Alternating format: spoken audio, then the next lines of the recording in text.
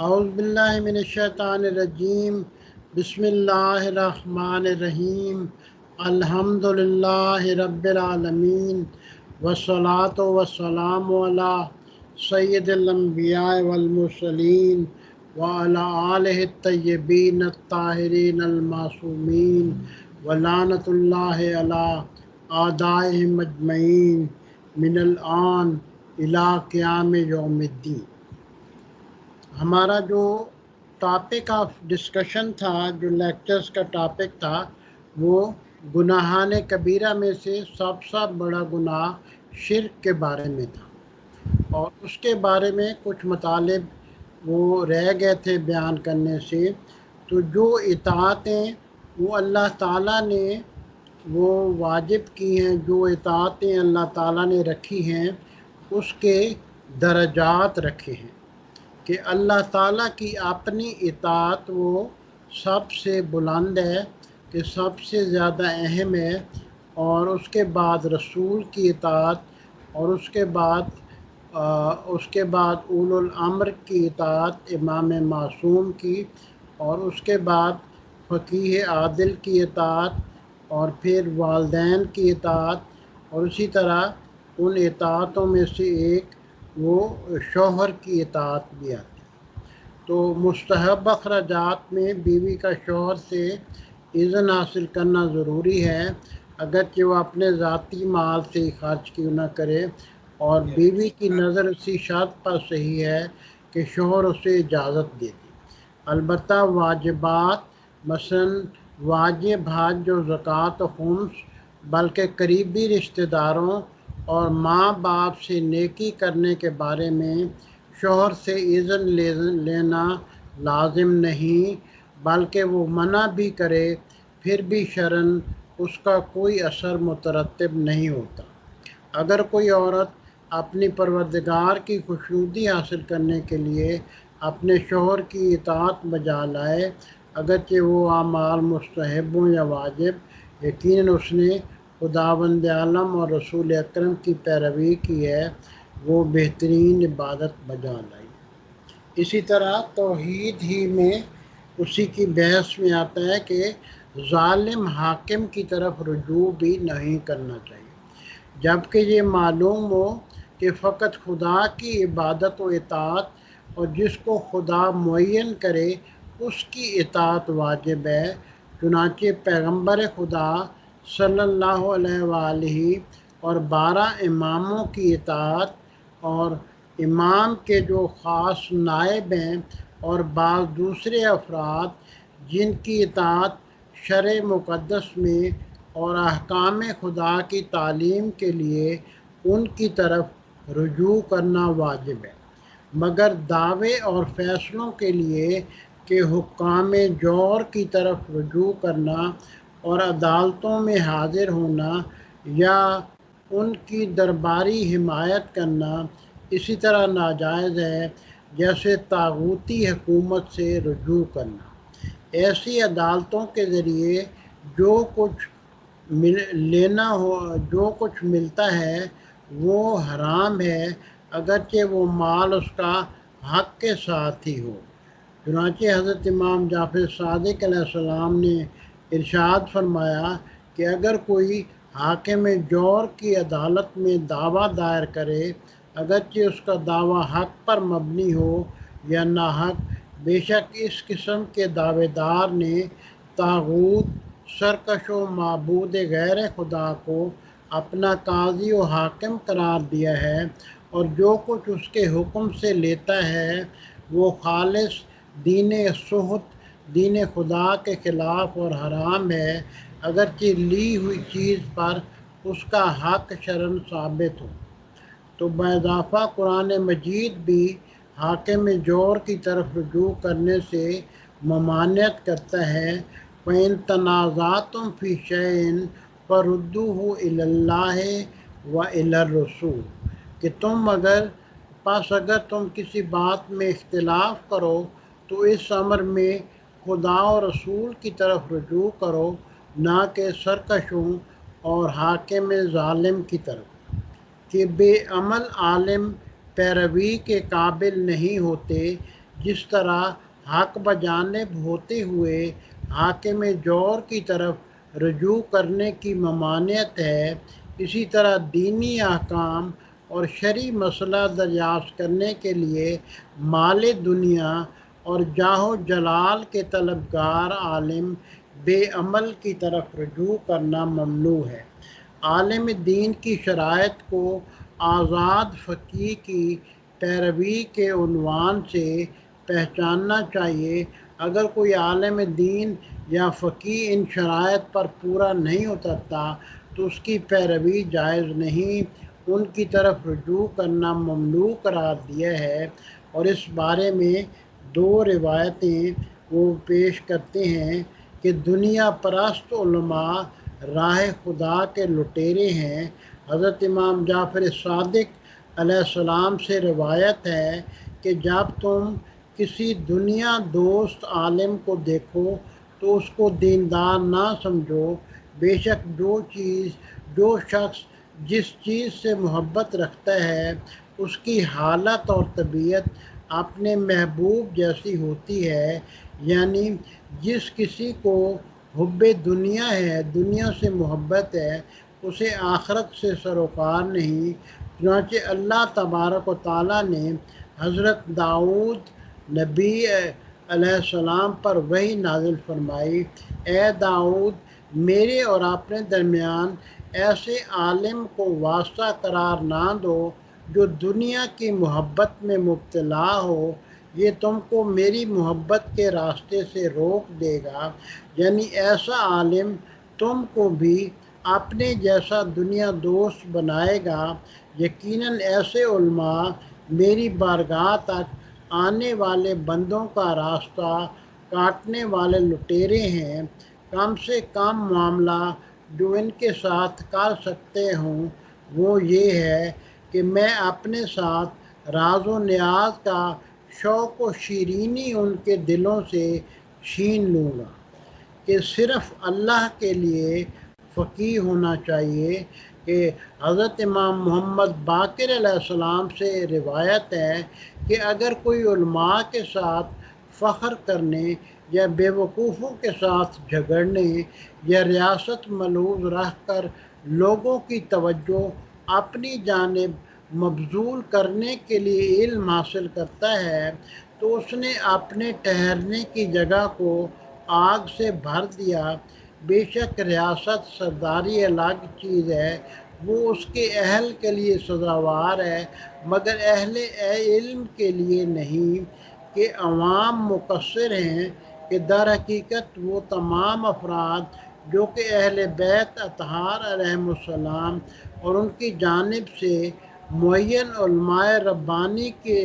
سے جان بوجھ کر کنارہ کشی کرتے ہوئے خواہشات نفسانی پورا کرنے کی خاطر دوسروں کی طرف رجوع کرتے ہیں، ایسے لوگ مقصر یعنی باوجود قدرت احکام اللہ کے ترک کرنے والے ہیں۔ وہ اس آیت شریفہ کے مصداق ہیں، افرأیت من اتخذ الہہ ہواہ، کیا تم نے اس شخص کو دیکھا جس نے اپنی خواہش نفسانی کو معبود بنا رکھا؟ یعنی اللہ تعالیٰ نے اپنی خواہش نفسانی کو معبود بنانے سے منع فرمایا ہے۔ اسی طرح پروردگار عالم نے اپنے عظیم فضل و کرم کے اظہار کے لیے تمام بندوں کو دعوت عام دی ہے کہ اس کی بارگاہ میں حاضری دیں، اس کی رحمت و برکت اور گوناگون نعمتوں سے بے شمار فیض حاصل کریں، وہ ایسے بلند درجات پر فائز ہو جائیں جو اس سے پہلے کسی آنکھ نے دیکھے نہ ہوں، نہ کسی کے کان کو سننے کی توفیق ہوئی ہو، کسی کے دل کو سوچنے اور تصور کرنے کی سعادت ہوئی ہو۔ فلا تعلم نفس ما اخفی لهم من قرۃ اعین جزاء بما کانوا یعملون، کوئی نفس یہ جانتا ہی نہیں کہ ان کے اعمال کی جزا میں کیسی کیسی آنکھوں کی ٹھنڈک اللہ کے نزدیک ڈھکی چھپی ہوئی ہے کہ اس قول کے مطابق کہ ما للتراب و رب الارباب، کہ خاک کے بندے کو عالم پاک سے کیا نسبت، اللہ پاک کے بندے وسیلے اور آمادگی کے سوا ذاتی استعداد و قابلیت کے بغیر قرب الہی کے وسیع و عریض بساط پر ہرگز قدم نہیں رکھ سکتے، کیونکہ بندہ ناچیز بلا واسطہ اور بلا عمل مجرد محض کی قربت کی خواہش کرنا ناممکن ہے۔ اس لیے خدائے علیم و حکیم نے اپنی حکمت بالغہ سے حضرت خاتم الانبیاء وائمہ ہدیٰ علیہ السلام کو بندگان خدا کے لیے وسائل اور ان کے توسط سے عبادات کو ذریعہ قربت قرار دیا، تاکہ ان مضبوط رشتوں کو تھام کر عبد خاکی کے لیے اپنے معبود عالی تک رسائی ممکن ہو جائے، کہ وسیلے سے نفس انسانی اس طرح متاثر ہوتا ہے اور جبلت تبدیل ہو جاتی ہے، جس طرح کیمیا چھونے سے تانبے کی طبیعت و صورت بدل کر دوسرا چیزوں میں تبدیل ہو جاتا ہے، اسی طرح خدا کی عبادت کے نورانی اثرات سے تاریک نفوس کا تزکیہ ہوتا ہے اور دلوں کی تاریکی دور ہو جاتی ہے۔ پھر تمام مراتب پاکیزگی طے کرنے کے بعد عبادت کی برکت سے قرب الہی کی بساط پر قدم رکھ کر دو جہان کی خیر و خوبی سے شرف حاصل کر سکتے ہیں، کہ نیت میں خلوص ہونا کہ عبادت میں شرط ہے، کہ قبول عبادت کے لیے کچھ شرائط ہیں، جس میں اہم شرط نیت میں خلوص پیدا کرنا ہے، بلکہ عمل میں خلوص ایسا ہی ہے جیسا کہ جسم میں جان ہونا۔ اگر عبادات خالص نہیں تو مقرب درگاہ الہی ہونا تو درکنار بندے کو اپنے خالق سے اور زیادہ دور کر دیتا ہے۔ قرآن میں اس موضوع سے متعلق بہت سی آیتیں ہیں، مثلاً وَمَا أُمِرُوا إِلَّا لِيَعْبُدُوا اللَّهَ مُخْلِصِينَ لَهُ الدِّينَ، ان کو اس کے سوا اور کوئی حکم نہیں دیا گیا تھا کہ اخلاص کے ساتھ اللہ کی پرستش کریں۔ قُلْ إِنِّي أُمِرْتُ أَنْ أَعْبُدَ اللَّهَ مُخْلِصًا لَهُ الدِّينَ حُنَفَاءَ، کہہ دو اے نبی صلی اللہ علیہ وآلہ، مجھے تو یہ حکم دیا گیا ہے کہ عبادت کو لوگ اسی کے لیے خالص کر کے خدا ہی کی بندگی کروں۔ وَادْعُوهُ مُخْلِصِينَ لَهُ الدِّينَ، اس کے لیے نرمی کھری عبادت کر کے، کہ نری کھری یعنی خالص عبادت کر کے اس سے دعا مانگو۔ فَمَنْ كَانَ يَرْجُو لِقَاءَ رَبِّهِ فَلْيَعْمَلْ عَمَلًا صَالِحًا وَلَا يُشْرِكْ بِعِبَادَةِ رَبِّهِ أَحَدًا، کہ جو شخص اپنے پروردگار کے سامنے حاضر ہونے کا آرزو مند ہو تو اسے اچھا خالص عمل بجا لانا چاہیے، اور اپنی پروردگار کی عبادت میں کسی کو شریک نہ کرے، یعنی ریائے سما سے بھی پرہیز کریں، کہ ریاکار مشرک ہے۔ کہ ایک اور پوائنٹ کہ جس کی بڑی اہمیت ہے کہ ریاکاری بھی شرک کی ایک قسم ہے، جس کو شرک خفی بھی کہتے ہیں۔ معتبر روایات سے یہ مطلب اخذ ہوتا ہے کہ دکھاوے کا کام کرنے والا شخص مشرک و منافق ہے، اور وہ پروردگار عالم کے عذاب میں گرفتار ہو کر اس کے غضب کا نشانہ بنتا ہے، خواہ اس کی ریا واجبات میں ہو یا مستحبات میں، چاہے وہ مستقل ریاکار ہے یا شرکت کے طور پر بألفاظ دیگر وہ مخلوق سے قریب تر ہونے اور ان کے نزدیک اپنے آپ کو محترم بنانے اور ان کی خوشنودی کے لیے عبادت کرتا ہے، اور اس کے ساتھ ساتھ امر خدا کی فرمانبرداری کا بھی قصد کرتا ہے اور اس کی رضایت و قربت کا آرزومند بھی ہے، اس قسم کے تعبد کو شرک در مقام عبادت کہتے ہیں۔ یعنی اللہ کی فرما برداری کا بھی ارادہ کر رہا ہے اور اس کے ساتھ ساتھ لوگوں کو خوش کرنے کا بھی ارادہ کر رہا ہے، دو ارادے ساتھ اکٹھے رکھتا ہے، اس کو بھی شرک در عبادت کہتے ہیں کہ یہ عبادت میں شرک ہے۔ مثلا سورہ نساء کی آیت ہے، بے شک منافقین اپنے خیال میں خدا کو فریب دیتے ہیں، حالانکہ خدا انہیں ان کے مکر و فریب کا بدلہ دینے والا ہے۔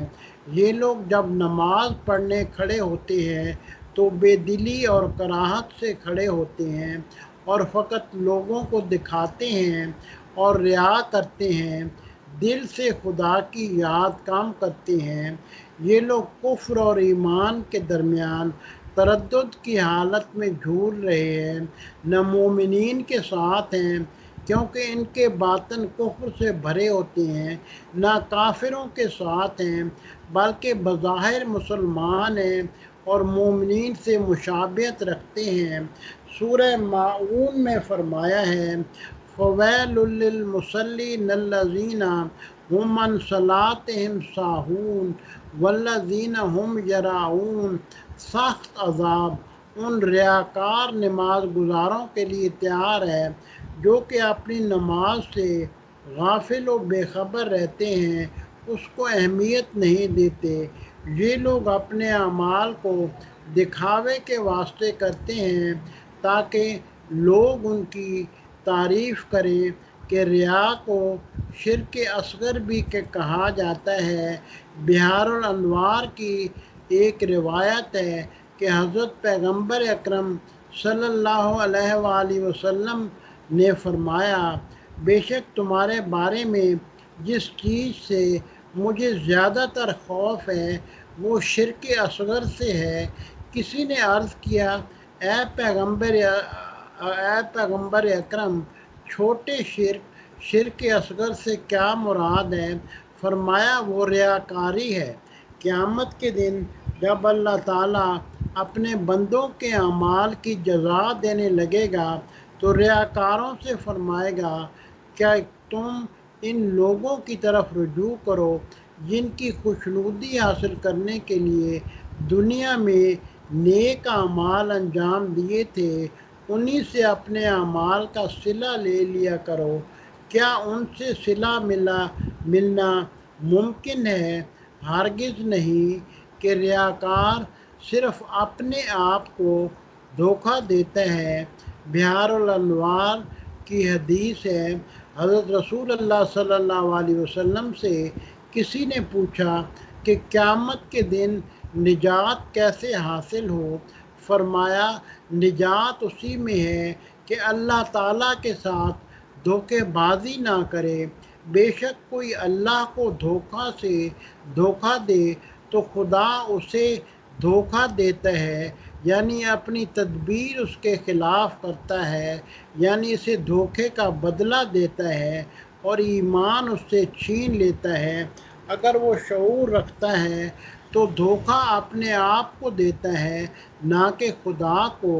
کسی نے پوچھا کہ اللہ تعالیٰ کو کیسے دھوکہ و فریب دے سکتا ہے؟ فرمایا، بندہ حکم خدا تو بجا لاتا ہے مگر اس کا ارادہ خدا کے علاوہ کسی اور کی خوشنودی ہوتا ہے۔ پس تم اللہ سے ڈرو اور ریاکاری سے پرہیز کرو، یقیناً ریاکاری اللہ سے شرک ماننا ہے۔ بے شک قیامت کے دن ریاکار کو 4 ناموں سے پکارا جائے گا، اے کافر، اے فاجر گناہگار، اے غادر مکار، اے خاسر زیانکار نقصان اٹھانے والے، تیرا عمل باطل اور تیرا اجر و ثواب ضائع ہو گیا، آج تیری کوئی وقت نہیں۔ جاؤ جس کے لیے تم یہ اعمال بجا لائے ہو اسی سے اجر و ثواب مانگو۔ جہنم کی آگ ریاکاروں کو دیکھ کے روتی ہے، کیونکہ جہنم کی آگ باشعور آگ ہے کہ وہ آگ کے شعور کے ساتھ جلاتی ہے۔ حضرت امام محمد باقر علیہ السلام اور حضرت امام جعفر صادق علیہ السلام سے روایت ہے، حضرت پیغمبر اکرم صلی اللہ علیہ وآلہ وسلم سے روایت ہے کہ آپ نے فرمایا، بے شک اگر کسی بندہ خدا کو کوئی عمل خیر انجام دیا اور اس کا قصد، اس کا ارادہ اللہ کی رضا اور آخرت کا ثواب حاصل کرنا ہو، اگر اس عمل میں مخلوق کی خوشنودی بھی شامل ہو گئی تو وہ مشرک قرار پائے گا۔ یعنی ریاکاری کو سختی سے ممنوع قرار دیا گیا ہے۔ حضرت پیغمبر اکرم صلی اللہ علیہ وآلہ وسلم سے روایت ہے کہ آپ نے فرمایا، بے شک جہنم کی آگ اور اہل جہنم ریاکاروں کے سبب فریاد کرتے ہیں۔ کسی نے دریافت کیا، یا رسول اللہ، آگ کس طرح روتی ہے؟ فرمایا، آگ کی گرمی کی شدت سے کہ جس میں ریاکار لوگ مبتلا عذاب ہیں۔ جہنم میں نالہ و فریاد کرتا ہے۔ حضرت امیر المومنین علی علیہ السلام نے فرمایا، بے شک خداوند عالم نے حضرت محمد صلی اللہ علیہ وسلم کو اس لیے بھیجا کہ اس کے بندوں کو لوگوں کی پرستش سے روک کر خدا کی عبادت کی جانب رہنمائی کریں۔ سفینۃ البحار جلد اول کی حدیث ہے کہ کبھی عبادت گزار کو اس کی عبادت آگ کی طرف کھینچ کے لے جاتی ہے۔ ابو بصیر نے امام جعفر صادق علیہ السلام سے روایت نقل کی ہے کہ قیامت کے دن ایک بندے کو لائیں گے جو دنیا میں نماز گزار تھا۔ اس سے کہیں گے کہ دنیا میں تم نے نمازیں پڑھی ہیں، مگر تمہارا مقصد یہ تھا کہ لوگ تمہاری مدح سرائی کریں اور کہیں کہ دیکھو کیسی اچھی نماز پڑھتا ہے۔ پس اس شخص کو آگ میں ڈال دیں گے۔ اس کے بعد دوسرے کو لائیں گے جو قاری قرآن ہوگا۔ اس سے کہیں گے کہ تلاوت کے وقت تمہارا ارادہ یہ ہوتا تھا کہ لوگ کہیں گے کہ تمہارا لحن و قرأت بہت اچھی ہے۔ بس اس کو بھی آگ کی طرف لے جائیں گے۔ تیسرے کو حاضر کریں گے کہ جو جہاد کرتے ہوئے شہید ہوا تھا۔ اس سے کہیں گے کہ جہاد میں تمہارا ارادہ یہ تھا کہ لوگ کہیں گے کہ فلاں شخص بڑا پہلوان اور شجاع ہے۔ اس کو بھی جہنم میں لے جائیں گے۔ چوتھا آدمی راہ خدا میں خرچ کرنے والا تھا۔ اس سے کہیں گے کہ تمہارا ارادہ یہ تھا کہ لوگ تم کو سخی کہیں گے۔ پھر اس کو بھی جہنم میں لے جائیں گے کہ لعالی الاخبار میں باب 8 میں یہ حدیث بیان ہوئی ہے کہ بہت سی احادیث متواتر اس موضوع پہ ملتی ہیں کہ ریاکار مشرک ہوتا ہے، اور یہی بات صاحبان دل اور اہل ایمان کے سمجھنے کے لیے کافی ہے۔ بہت سی روایتوں سے یوں استفادہ ہوتا ہے کہ ریاکار کے لیے آخرت میں خسارہ، اجر و ثواب سے محرومی اور آتش جہنم میں جلنے کے علاوہ دنیا میں بھی وہ اپنی مراد حاصل نہیں کر سکتا۔ بعبارت دیگر اس کا ارادہ و نظر مخلوق کے نزدیک عزت و مرتبہ پیدا کرنا تھا، اس میں کامیاب نہ ہوگا، بلکہ اکثر اوقات شرمندگی اور رسوائی سے دوچار ہوگا کہ دنیا و آخرت دونوں کا گھاٹا اٹھایا کہ یہی تو صریح گھاٹا ہے۔ قرآن میں ارشاد ہوتا ہے، خاسرت دنیا والآخرہ ذالک هو الخسران المبین۔ اس کے برعکس مخلص انسان آخرت کے اجر و ثواب کے علاوہ اس دنیا میں بھی لوگوں کی نظروں میں عزیز و محترم ہوگا۔ چنانچہ امام جعفر صادق علیہ السلام نے آئے مبارکہ جو شخص اپنے پروردگار کے سامنے حاضر ہونے کی امید رکھتا ہے تو اسے عمل صالح بجا لانا چاہیے اور اپنے پروردگار کی عبادت میں کسی کو شریک نہ کرے، کہ سورہ کہف کی آخری آیت ہے، فمن کان یرجو لقاء ربہ فلیعمل عملا صالحا ولا یشرک بعبادت ربہ احدا۔ اس کی تفسیر میں فرمایا ہے، کتاب کافی میں روایت ہے، کوئی شخص نیک عمل انجام دیتا ہے مگر اس کو اللہ تعالیٰ کی خوشنودی کی خاطر بجا نہیں لاتا، بلکہ لوگوں سے تعریف اور ثناخوانی اسے منظور ہوتی ہے اور دل چاہتا ہے کہ لوگ اسے دیکھیں اور سنیں تاکہ شہرت حاصل ہو اور مقبول ہو۔ فرمایا یہ وہ شخص ہے جس نے اپنے پروردگار کی عبادت میں دوسروں کو شریک بنایا ہے۔ اس کے بعد فرمایا کہ کوئی بندہ نہیں کہ اپنے نیک عمل کو پوشیدہ رکھے، یعنی اپنے عمل کو صرف اللہ کے لیے بجا لائے، تاکہ آخر کار خدا مہربان اس کو منظر عام پر آشکارا فرماتا ہے، اور کوئی بندہ نہیں کہ اپنے برے عمل کو مخفی نہ رکھے تاکہ لوگوں کو پتہ نہ چلے اور اس کی تعریف کرے، مگر جوں جوں زمانہ گزرتا جائے گا اللہ تعالیٰ اس کی برائیوں کو سر عام کر کے ذلیل و خوار کرتا جائے گا، کہ اس طرح اللہ تعالیٰ کے ہاں صرف کھرا عمل ہی، خالص عمل ہی وہ قابل قبول ہے۔ حضرت امام جعفر صادق علیہ السلام نے فرمایا، کوئی ارادہ کرے کہ اپنے قلیل عمل سے صرف اللہ تعالیٰ کو خوش کروں گا تو خداوند کریم اس کے عمل کو بڑھا چڑھا کر لوگوں پر ظاہر کرتا ہے اور وہ نظروں میں جلوہ گر ہوتا ہے۔ اس کے برعکس اگر کوئی زیادہ سے زیادہ عمل بجا لائے جس میں جسمانی و مشقت اور تکلیف سے